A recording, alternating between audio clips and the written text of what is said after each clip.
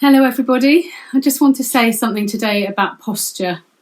So in our church services, some of you will be very comfortable and you yourself will be putting your hands in the air like this, getting on your knees, and you'll feel very comfortable to do that. But for a lot of people, they don't feel comfortable. So I'm sure I'm speaking to a lot of people who feel less comfortable using their bodies in worship or as a way of showing worship to God. It's another expression. So, whilst I'm not going to be talking to you about getting your ribbon out and doing some dancing, although you're very free to do that if you want to, I do want to encourage you guys that we do feel self-conscious often when we're in a church service, but now we're at home. If we can find a quiet spot in our home, and that will be easier for some than others, then we have no one watching.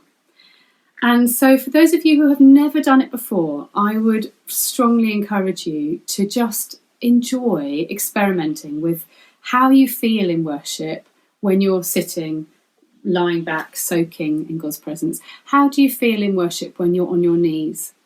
How do you find it in terms of connecting with God when you've got your hands in the air in a surrendered position or in a praise position?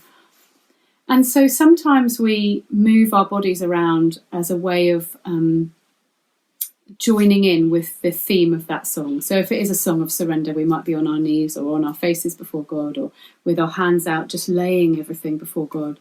And if it's a song of praise, we might be just lifting up the name of Jesus with our hands. But other times we're making a choice to use our body to join in with that, even if we don't feel it. So there's all sorts of ways to use our posture, but I would really love to hear stories and for us to come back together. When we come back together to worship, wouldn't it be amazing if we're all sort of free to use our body as we want to? And when we use our bodies, it's not that anything is different in our heart. It's not that somebody lifting their hands up is closer to God, or somebody lifting their hands up is having a more powerful worship experience than somebody who's totally still. God sees the heart. But what I'm saying is, let's try and experiment using our bodies in different ways, because there's definitely something in my experience that shifts in our heart when we start to use our bodies.